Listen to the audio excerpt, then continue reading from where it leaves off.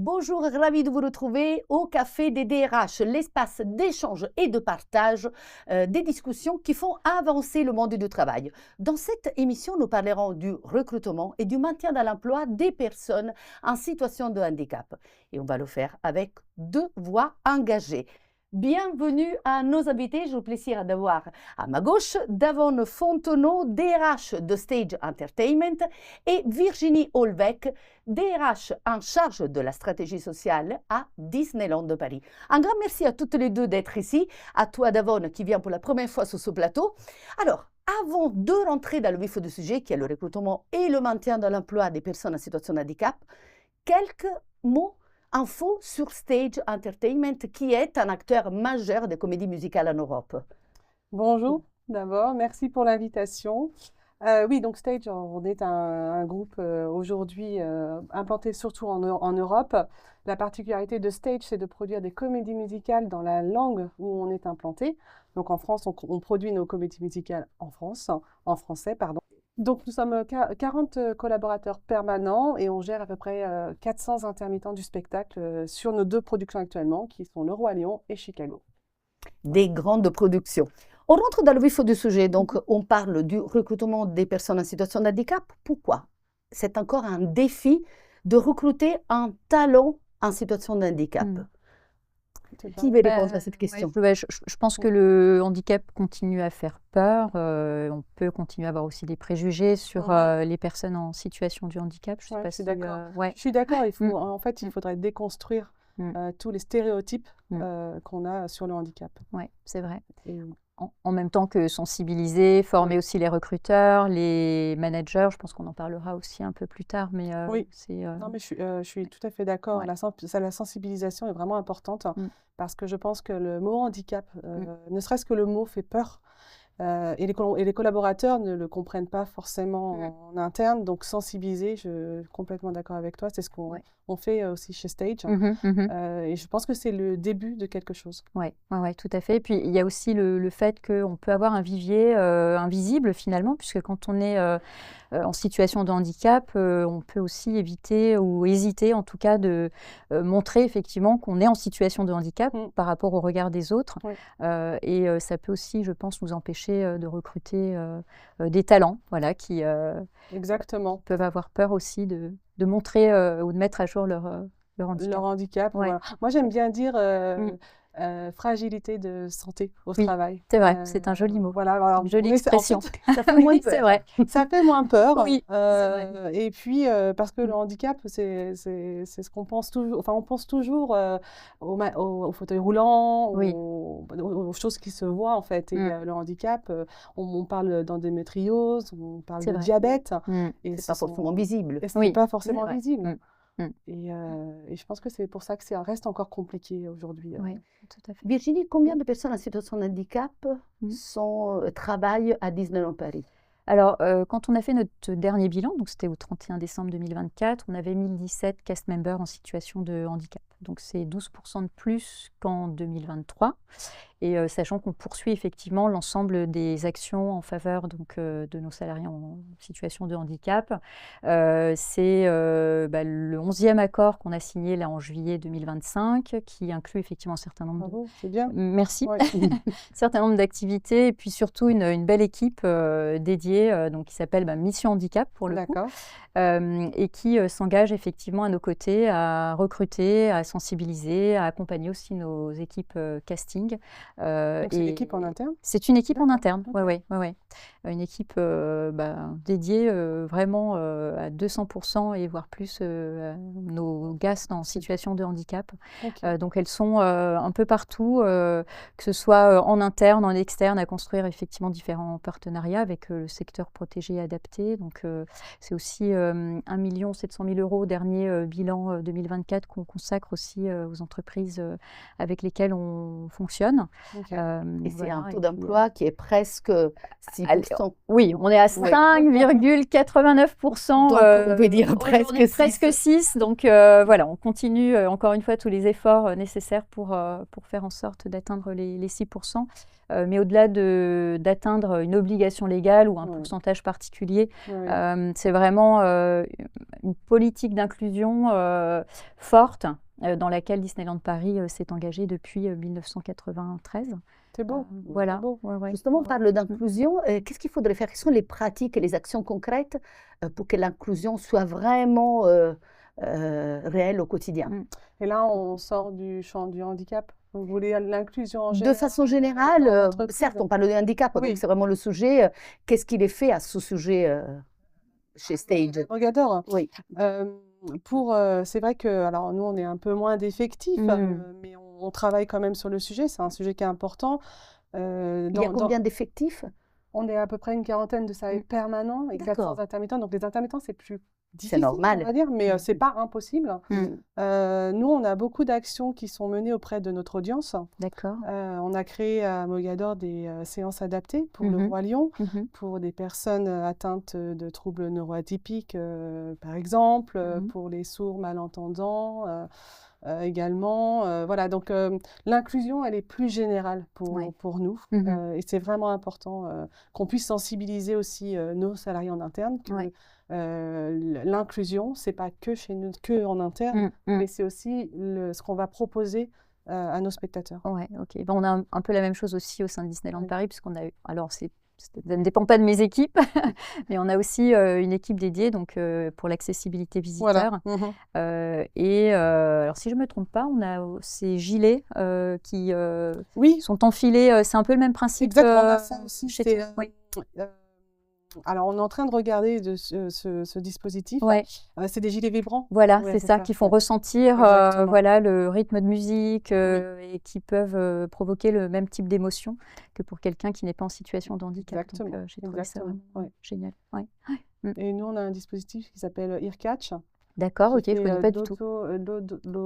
L'autodescription. D'accord, ok. Voilà, en simultané avec le spectacle. Donc, c'est important. Il y a plusieurs actions qu'on peut mettre en place, qui doivent être mises en place aussi pour rendre cette inclusion réelle.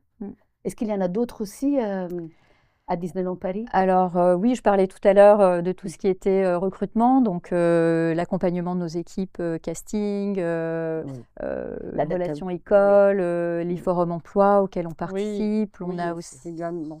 Pareil. Non, mais oui. On a le fait d'intégrer aussi des postes. Intégration, maintien dans l'emploi, donc l'adaptation des postes, bien entendu. On a tout un éventail d'aides en passant par, alors je vais dire par exemple, le taxi, la prise en charge du taxi, des déménagements par exemple, quand la personne a besoin de se rapprocher aussi de son lieu de travail dans un logement adapté par exemple. On a aussi donc de l'interprétariat en langue des signes donc, qui est mis à disposition de nos castes qui auraient besoin par exemple qui en auraient besoin pour un recrutement par exemple, pour un entretien de carrière ou un entretien de performance avec son manager. Donc il y a, c'est vrai, tout un éventail, des jours d'absence supplémentaires pour permettre aussi à nos salariés en situation de handicap de se rendre à leurs examens médicaux. Donc, et ça, c'est à travers une politique des accords d'entreprise que vous avez signés, ou c'est des choses des engagements que vous prenez aussi, on va dire, officiellement auprès de vos employés? Oui, alors c'est un peu tout ça. Alors ça part effectivement d'une négociation triennale, puisque comme je le disais tout à l'heure, donc on a négocié le 11e accord en juillet dernier, qui a été signé à la majorité de nos organisations syndicales et qui va donc s'appliquer au 1er janvier 2026 pour 3 ans. Donc à l'intérieur, on retrouve tout ce panel. Alors on n'a pas parlé non plus des proches aidants, puisque c'est un sujet aussi qui devient de plus en plus qui s'amplifie. Tout à fait. Voilà, donc la population, bien sûr. Donc, Mission Handicap continue aussi à œuvrer pour nos salariés aidants, et puis on a aussi amélioré les dispositifs existants à travers cette renégociation triennale. Donc voilà, c'est vrai que c'est bien, ça permet de se renouveler aussi et de s'interroger tout le temps. Tout à fait. C'est bien. C'est bien. Ouais, et ça fait partie effectivement des discussions qu'on a régulièrement avec mes équipes, puisqu'on On regarde aussi, on a aussi vieillissement de nos populations. Et on sait que du côté entertainment, donc spectacle chez nous, c'est vrai qu'après ça peut poser d'autres questions, par exemple de l'inaptitude qui arrive. Et alors là, on repasse dans une autre équipe qui est également sous ma responsabilité, mais qui va gérer effectivement l'inaptitude et puis qui va accompagner une évolution, une évolution de santé qui fait qu'à un moment donné, le salarié va se retrouver dans un état de fragilité, pour reprendre ton expression, qui est différente de ce qu'il aurait pu connaître auparavant. Donc on a effectivement des phénomènes de société, parce qu'on est accessoirement 20 000 castes en interne, où on a... Voilà. Oui, et puis le cast, pour moi, c'est des sportifs de haut niveau. Oui, donc oui, c'est oui. pour ça, j'entends l'inaptitude, etc. Oui, parce qu'ils sollicitent énormément leur corps. Oui. Oui. Tu dois le voir au quotidien. Exactement. Surtout sur une pérennisation d'un spectacle, qui est aussi difficile que le Roi Lion. Et oui, on parlait tout à l'heure aussi de d'autres initiatives qu'on a en RH, c'est le partenariat avec les médecins du travail, les ergonomes. Je pense que c'est très important que... C'est essentiel aussi. Et c'est essentiel. C'est un vrai partenariat. Bien sûr. En tout ça, quel est le rôle du manager pour qu'une personne en situation de handicap puisse bien s'intégrer et s'épanouir au sein d'une entreprise? Est-ce que vous faites... On parle beaucoup de sensibilisation. Oui. Donc ça, c'est quelque chose qu'il faut mettre en place, que vous avez déjà mis en place d'ailleurs. Oui, tout à fait. Chez nous, on l'a mis en place avec un cabinet extérieur, parce que justement, on voulait que ce soit une personne de l'extérieur qui vienne sensibiliser nos collaborateurs sur ce sujet-là.